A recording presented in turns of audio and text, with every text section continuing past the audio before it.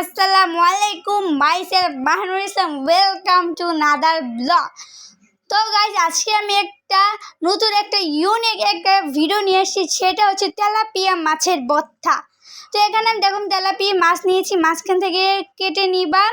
তো আজ মাথাটা দেওয়ার দরকার নেই, এখানে শুকনো মরিচ, টমেটো, পেঁয়াজ নিয়েছি আর লবণ, শুকনো লবণ নিয়েছি। আর তোমাদের সরি গাইস, একটু ভুল হয়েছে কারণ আমি প্রচুর গরম ছিল। আর এখানে দিচ্ছি হলুদ, লবণ। তো গাইস তোমরা ভালো করে একটু লাড়াচাড়া দিয়ে নিবে যদি পানিটার সাথে হলুদ মরিচ মিশে যায়। আর এখানে আমি আদা রসুন বাটাও নিয়ে নিলাম ভালো করে।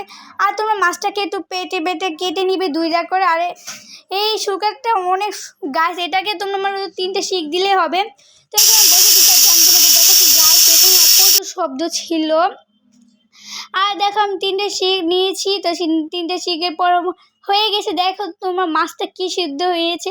তো ওই সিদ্ধ করে টমেটো, শুকনা মরিচ আর পেঁয়াজটা এখন আমি ব্লেন্ডার করে নিয়েছি। তো গ্যাস এরকম একটা কালার আসে, কালারটা দেখলে সুন্দর। আর মাছটাকে তোমরা কাটারা সরিয়ে নিবে। আর গাইস দেখো কি সুন্দর। আর এখানে আমি 118 মিলি পেঁয়াজ নিয়েছি।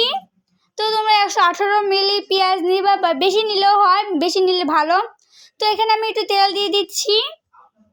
দেখো তোমরা, আর গাইস তোমরা যারা যারা আমার ভিডিও চ্যানেলে নতুন তারা প্লিজ আমার ইউটিউব চ্যানেলে লাইক, কমেন্ট, শেয়ার ও সাবস্ক্রাইব, এবং আমার ফেসবুক আইডিতে মাহনুর এন্ড তাবাসসুমে তোমরা প্লিজ তোমরা যারা আমার নতুন চ্যানেল তো ফলো করে দিও। তো গাইস এখানে দেখো আমি পেঁয়াজটা নিয়ে নিয়েছি। তো অনেকেই আছে যারা ভুলভাল কমেন্ট করে, তারা আমার চ্যানেলে ভুলভাল কমেন্ট করবেন না। তো এখানে দেখো আমি পেঁয়াজটা ভালো করে লেড়ে নিচ্ছি, নাহলে গাইস আমার আব্বু আমাকে দেখে থাকবে। তো এখানে আমি পেঁয়াজটা ভালো করে লেড়ে নিচ্ছি। তোমরা একটু বাদামি কালার করে নিবে যেন গাছ। আমি মোবাইল ধরতে যে পেঁয়াজটা হালকা একটু পুড়ে ফেলেছি। তো গাছ এসব আমার ইমোজি ধরছে, আমার পাশে আমার ফ্রেন্ড ছিল, তো ওকে ধরে আমি ইমোজি কিভাবে দিয়েছি গাছ কর বাইরে। তো গাছ এখানে আমি লবণ দিয়ে দিচ্ছি, তোমরা তোমাদের স্বাদ মতো লবণ নিবে। তো হলুদ নিয়েছি, মরিচের গুঁড়া নিয়েছি। আর গাইস তোমরা যদি, আর এখানে নিয়েছি আমি হচ্ছে ধনিয়া গুঁড়া, আর ভালো করে মিশিয়ে নিয়েছি গাছ। তো গাইস এখানে আমি আদা বাটা দিয়ে নিয়েছিলাম। তো এখানে তোমরা যদি, আমার আম্মু আদা বাটাটা রসুন বাটা একসাথে রাখে, তো আমি আদা বাটা রসুন বাটা দিচ্ছি। তোমার করে মাছের গন্ধ হালকা একটু কাঠে। তো এখানে দেখো একটু লাল কালার হয়েছে। তো এখানে আমি টমেটোর ওই সস না মনে করো ইয়াটা দিয়ে দিলাম, মিক্সটা। তো এখানে আমি ভালো করে লাগিয়ে নিয়েছি। তো গাইস কোনো পানি দেওয়া যাবে না, গ্যাস পানি দিও না, তাহলে মজাটা আর হবে না।